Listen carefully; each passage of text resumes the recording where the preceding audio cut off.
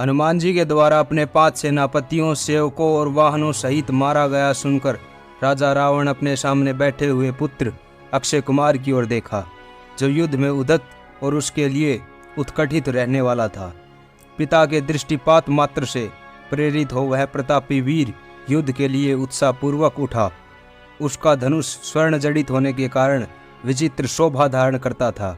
जैसे श्रेष्ठ ब्राह्मणों द्वारा यज्ञशाला में हव्यस की आहुति देने पर अग्निदेव प्रज्वलित हो उठते हैं, उसी प्रकार वह भी सभा में उठकर खड़ा हो गया।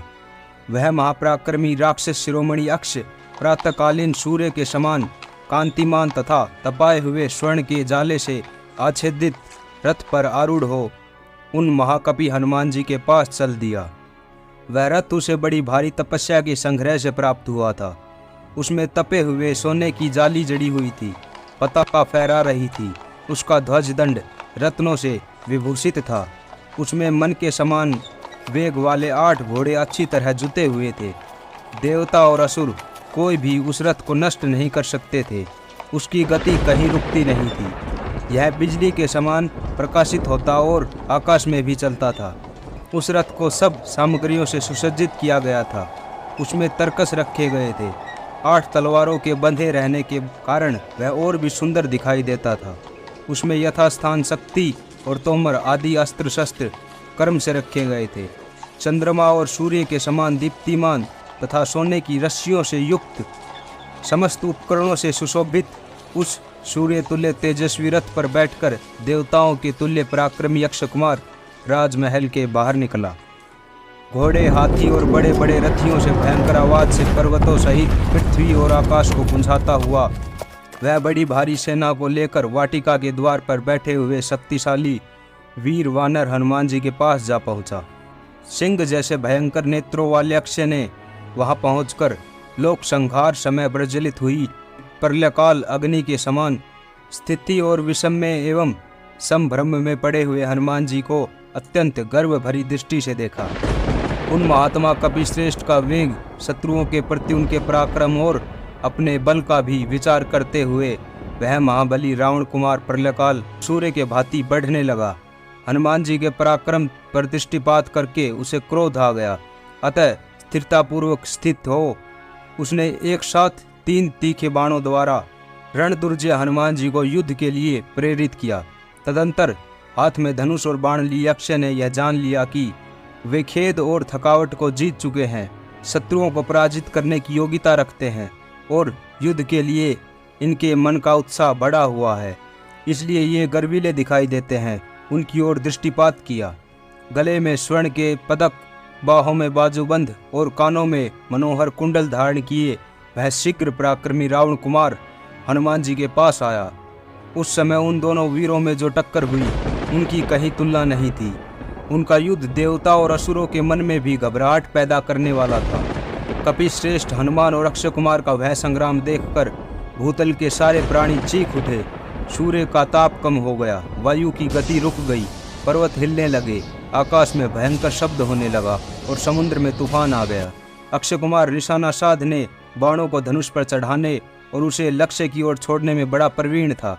उस वीर ने विषधर सर्पों के समान भयंकर स्वर्णमय पंखों से युक्त सुंदर अग्रभाग वाले तथा पत्र युक्त 3 बाण हनुमान जी के मस्तक पर मारे। उन तीनों की चोट हनुमान जी के माथे पर एक साथ लगी, जिससे खून की धारा गिरने लगी। वे उस रक्त से नहा उठे और उनकी आंखें घूमने लगी।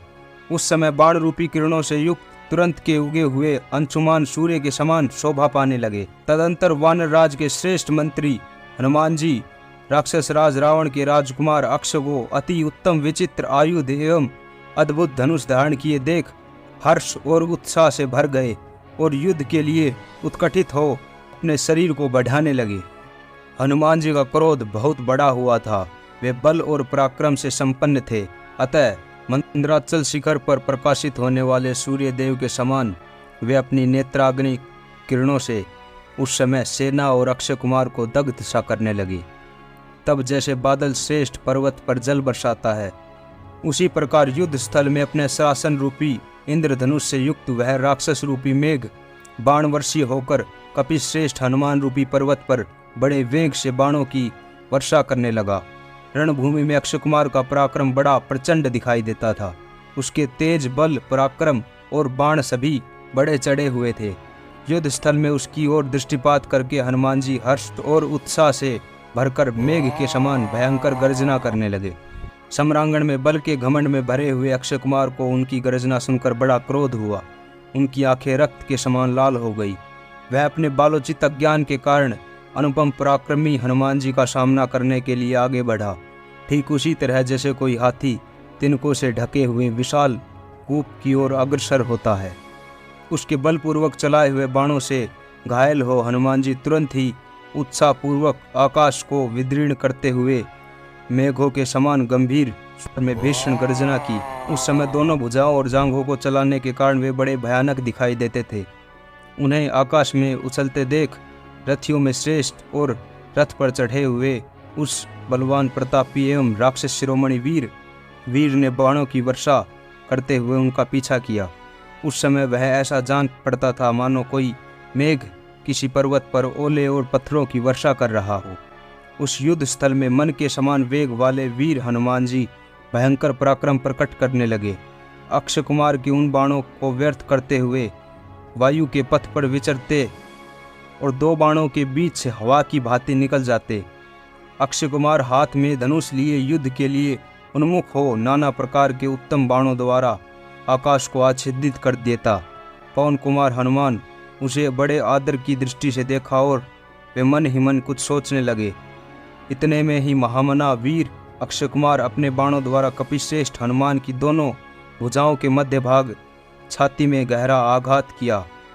वे महाबाहु वानर वीर समयोचित कर्तव्य विशेष को ठीक ठीक जानते थे, अतः वे रण क्षेत्र में उस चोट को सहकर सिंहनाद करते हुए उनके पराक्रम के विषय में इस प्रकार विचार करने लगे।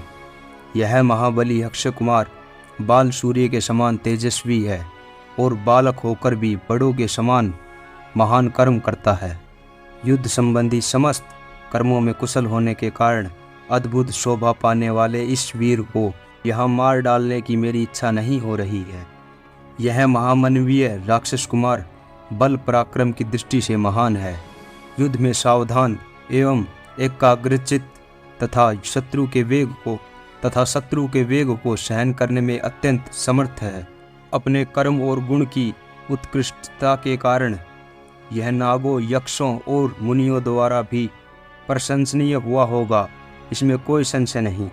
पराक्रम और उत्साह से इसका मन बढ़ा हुआ है। यह युद्ध के मुहाने पर मेरे सामने खड़ा हो मुझे ही देख रहा है। शीघ्रतापूर्वक युद्ध करने वाले इस वीर का पराक्रम देवताओं और असुरों के हृदय को भी कंपित कर सकता है, किंतु यदि इसकी उपेक्षा की गई तो यह मुझे परास्त किए बिना नहीं रहेगा, क्योंकि संग्राम में इसका पराक्रम बढ़ता जा रहा है। अतः अब इसे मार डालना ही मुझे अच्छा जान पड़ता है। बढ़ती हुई आग की उपेक्षा करना कदापि उचित नहीं है। इस प्रकार शत्रु के वेग का विचार कर उसके प्रतिकार के लिए अपने कर्तव्य का निश्चय करके महान बल और पराक्रम से संपन्न हनुमान जी ने उस समय अपना वेग बढ़ाया और उस शत्रु को मार डालने का विचार किया। तत्पश्चात आकाश में विचरते हुए वीर वानर पवन कुमार ने थप्पड़ों की मार से अक्षय कुमार के उन 8 उत्तम विशाल घोड़ों को, जो बाहर सहने में समर्थ और नाना प्रकार के पैतरे बदलने में सुशिक्षित थे, यमलोक पहुंचा दिया। तदंतर वानर राज सुग्रीव के मंत्री हनुमान जी अक्षय कुमार के उस विशाल रथ को भी अभिभूत कर दिया। उन्होंने हाथ से ही पीट कर रथ की बैठक तोड़ डाली और उसके हर्षे को उल्टा कर दिया। घोड़े तो पहले ही मर चुके थे, अतः वह महान रथ आकाश से पृथ्वी पर गिर पड़ा। उस समय महारथी अक्षय कुमार धनुष और तलवार ले रथ छोड़कर अंतरिक्ष में ही उड़ने लगा, ठीक वैसे ही जैसे कोई उग्र शक्ति से संपन्न महर्षि योग मार्ग से शरीर त्याग कर स्वर्गलोक की ओर चला जा रहा हो। तब वायु के समान वेग और पराक्रम वाले कपिवर हनुमान जी ने पक्षीराज गरुड़, वायु तथा सिद्धियों से सेवित व्योम मार्ग में विचरते हुए उस राक्षस के पास पहुंचकर कर्मश से उसके दोनों पैर दृढ़तापूर्वक पकड़ लिए। फिर तो अपने पिता वायु देवता के तुल्य पराक्रमी वानर शिरोमणि हनुमान जी ने जिस प्रकार गरुड़ बड़े बड़े सर्पों को घुमाते हैं, उसी तरह उसे 1000 बार घुमाकर बड़े वेग से उस युद्ध भूमि में पटक दिया। नीचे गिरते ही उसकी भुजा, जांघ, कमर और छाती के टुकड़े टुकड़े हो गए। खून की धारा बहने लगी, शरीर की हड्डियां चूर चूर हो गई, आंखें बाहर निकल गई, अस्थियों के जोड़ टूट गए और नस नाड़ियों के बंधन शिथिल हो गए। इस तरह वह राक्षस पवन कुमार हनुमान जी के हाथों मारा गया।